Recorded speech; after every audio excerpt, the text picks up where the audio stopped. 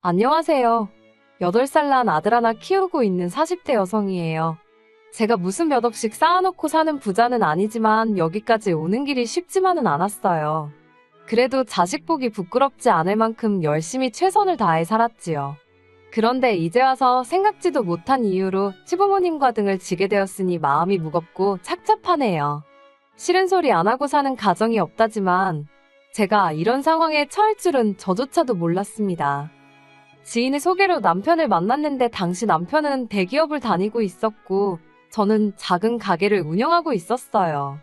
가게를 운영하기 전에는 저도 직장 생활을 했었는데 남편이 다니는 회사만큼 좋은 곳은 아니었고 월급도 박봉이라 돈이 영 모이지 않더라고요. 그래서 나이 29살에 다니던 회사를 때려치고 친정어머니의 도움으로 작은 피자 가게를 열었습니다. 그리고 운이 좋았는지 1년 만에 그 지역에서 5손가락 안에 드는 맛집으로 인정받게 되었고 남편을 만났을 당시에는 가게가 어느 정도 안정세에 들어선 때였어요. 사귄 지 2년 만에 양가의 축복 속에서 부부의 연을 맺었는데 당시 시댁도 사정이 나쁘지 않았고 친정은 경제적으로 여유가 있었습니다. 덕분에 시댁에서 5천, 친정에서 1억 정도 경제적 지원을 받았고요. 그리고 저희 둘이 모은 돈도 제법 있었기에 4억대 아파트에서 신혼살림을 시작할 수 있었지요. 솔직히 말해서 당시 제 주변의 많은 친구들이 저를 부러워했어요. 하지만 그 행복은 오래가지 못했습니다. 제가 아들을 낳고 얼마 지나지 않았을 때였는데 아버님이 갑자기 사업을 하겠다면서 회사를 나오신 게 화근이었지요. 명예퇴직까지 2년도 남지 않았던 터라 어머님께서 절대 안 된다고 말리셨다는데 저희 아버님 성격이 소위 당신 말이 법이라는 분이세요. 게다가 평소에도 어머님 따라 멍청한 여 편내라고 칭하시며 많이 무시하셨거든요. 말이 나와서 말이지만 결혼 전에는 아버님 어머님을 자주 뵐 일도 없었고 어쩌다 뵙게 돼도 워낙에 아버님이 말수가 없으셨어요. 그러니 아버님께 그런 면이 있는지는 상상도 못했다가 처음 명절 때 아버님이 어머님한테 욕하는 걸 보고는 큰 충격을 받았네요. 그리고 무엇보다 시댁의 경우 경제권이 아버님한테 있다 보니 걸핏하면 돈을 빌미로 처자식을 쥐고 흔드시기 일쑤셨대요. 그나마 남편이 직장을 다니기 시작한 이후로는 남편한텐 그게 잘 먹히지 않고 있었지만요. 아무튼 상황이 그렇다 보니 아버님의 고집을 아무도 꺾지 못했던 거지요. 평소에 저희 아버님은 어디 식당에만 가면 얼마나 평가를 하시는지 몰라요. 밑반찬부터 시작해서 이건 짜고 저건 싱겁고 인테리어는 어떻고 직원 관리는 또 어쩌고 저쩌고 정말 생각지도 못한 별의별 걸 다 걸고 넘어지시는데 그렇다 보니 저나 남편은 아버님 어머님을 어디 모시고 가서 돈을 쓰면서도 눈치 보는 일이 일쑤였어요. 그리고 아버님 생각엔 당신 성에 안 차는 가게들보다 당신이 2배, 3배는 더 잘할 자신이 있으셨던 모양입니다. 가족들과 상의도 없이 재산의 일부를 처분하여 식당을 차리셨거든요. 하지만 사실 아버님도 어머님도 장사는커녕 어디 식당에서 설거지도 한번 안 해보신 분들이세요. 반면에 저는 이미 장사를 한 지 몇 년 차였으니 처음 하시는 일인 만큼 작게 시작해보시라 조언을 드렸습니다. 그런데 아버님은 나이도 어린 제가 당신을 가르치려 드냐면서 제 말은 귓등으로도 듣지 않으시대요. 뿐만 아니라 제 장사가 잘 되는 건 제가 장사하는 동네 사람들 입맛이 싸구려란 식으로 비하를 하시는 게 아니겠어요?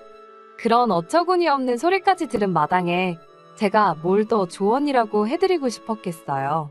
저도 어디 마음대로 해보세요라는 심정으로 더는 이러쿵저러쿵 하지 않았습니다. 그리고 아버님은 아버님대로 보란듯이 50평짜리 상가를 턱하니 계약하고 오셨는데 거기서 깨진 돈만 2억이 넘었을 거예요. 거기다 인테리어에 뭐해? 제가 구체적으로 따져보진 않았지만 어림잡아 한 3억은 우습게 들어갔을 겁니다. 하지만 아니나 다를까 아버님의 식당은 제대로 굴러가지 않았습니다. 일단 터무니없이 비싼 가격이 문제였고 손님들한테 불친절하셨거든요. 심지어 손님이 당신한테 반말을 했다고 내쫓는 일도 빈번하게 발생했지요. 그러다 보니 결국 장사 시작한 지 2년 만에 쫄딱 다 말아드셨습니다. 그것도 문제가 당신 자존심 때문인지 아니다 싶으면 하루라도 빨리 터셨어야 하는데 어떻게든 버텨보시려고 하다가 돈만 더 까먹으신 눈치였어요. 나중에 듣기로 가게 전부 다 정리하고 4천만 원인가 건지셨다고 들었습니다. 그뿐만이 아니었습니다.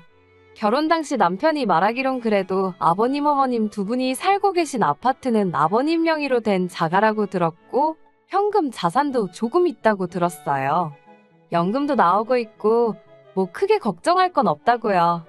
게다가 어쨌든 아들 장가간다고 5천만 원을 내주셨으니 저 역시 적어도 사정이 어렵지는 않은가 보다고 짐작했지요. 막말로 제가 그렇다고 아버님 어머님 아파트 등기부등본을 떼볼 생각을 어떻게 했겠으며 남편한테 시부모님 잔고증명서라도 떼와라 할 수는 없는 노릇이잖아요. 그런데 이게 웬걸 막상 아버님이 식당까지 말아드시고 나니까 이래저래 조금씩 돈 이야기가 나오기 시작했는데 상황이 생각보다 훨씬 안 좋더라고요. 일단 현금 자산이랄 건 이미 다 쓰고 없어진 지 오래였고 식당에 투자금으로 들어간 대부분의 돈은 사시던 집을 담보로 대출을 받아 쓰셨던 거였지요.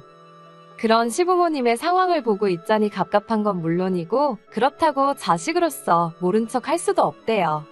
그래서 결국 남편과 상의 끝에 한 달에 50만 원씩 보내드리던 거 100만 원으로 올려서 보내드리기 시작했습니다. 물론 아버님 어머님 두 분 다 고맙다 어떻다 하는 말씀은 없으셨고 남편 혼자서 저보기 민망해하는 걸 괜찮다 하고 넘어갔어요. 그런데 거기서 끝이 아니었습니다. 얼마 후 남편보다 3살 어린 신우가 결혼할 사람이라며 시매부 될 사람을 데리고 왔거든요. 만나보니까 인물도 좋고 사람도 시원시원하니 괜찮아 보이대요. 아버님 어머님도 사윗감이 마음에 들었는지 빨리 결혼을 추진하고 싶어 하셨고요. 그런데 알고 보니까 신우가 모아놓은 돈이 하나도 없었습니다. 그래도 제가 알기로 신우가 직장 생활을 7, 8년 가까이 했는데 정말 돈 1,000만 원도 들고 있는 게 없더라니까요. 오죽하면 보다 못한 제가 신우더러 아가씨 가지고 있는 명품백이라도 좀 가져다 팔라니까 한다는 소리가 그나마 그것들도 다 가짜라대요. 사실 저희 신우가 평소에도 좀 화려하게 입고 들고 다니고 입은 또 고급이라 밥 한 끼를 먹어도 어디 좋은 데 가서 먹고 그러거든요. 근데 그게 자기가 벌어서 자기가 그렇게 쓰고 사는 거니 옆에서 보기에 이해는 안 돼도 전화 한 편이나 별소리 한 적은 없어요. 저희한테 달리 피해를 준 적도 없고요. 그런데 남들이 보기에는 그 속사정을 모르니 신우가 돈 꽤나 있는 집 딸인 줄 아는 경우가 덜어 있더라고요. 시매부 될 사람 역시 신우가 꽤나 있는 집 딸인 줄 알았던 모양이고요.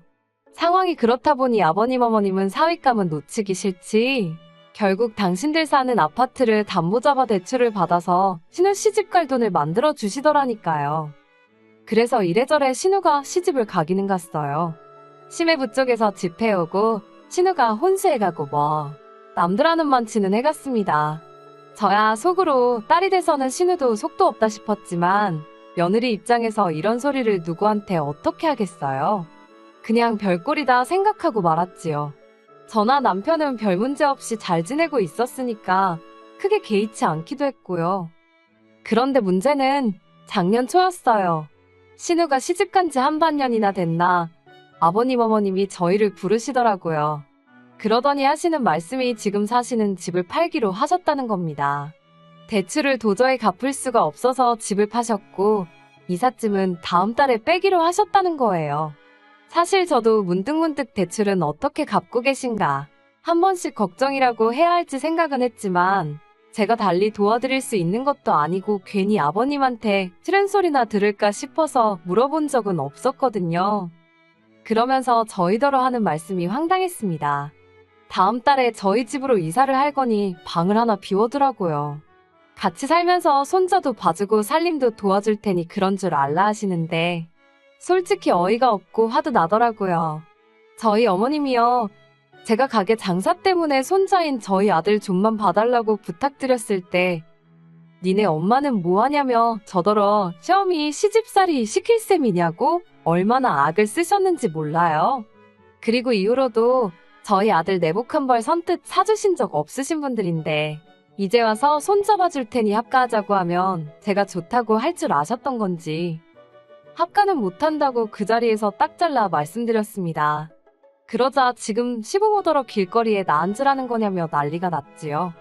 남편이 먼저 화를 참지 못하고 그러니까 평소에 아들 며느리가 하는 말 좀 귀담아 듣지 그랬냐며 소리를 지르곤 저를 잡아 끌어 시댁에서 나왔어요. 그러자 저희 뒤통수에 대고 어머님은 통곡을 하시고 아버님은 욕을 하시고 정말이지 다른 집에서 듣진 않을지 아주 남사스러워서 혼났다니까요.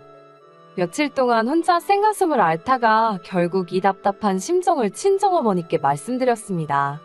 그전까지 시댁 일이라면 그저 괜찮다, 잘해주신다, 아무 일도 없다고 둘러대던 저였는데 그때만큼은 정말 얼마나 답답하던지 친정어머니한테라도 털어놓지 않으면 속이 문드러지겠더라고요.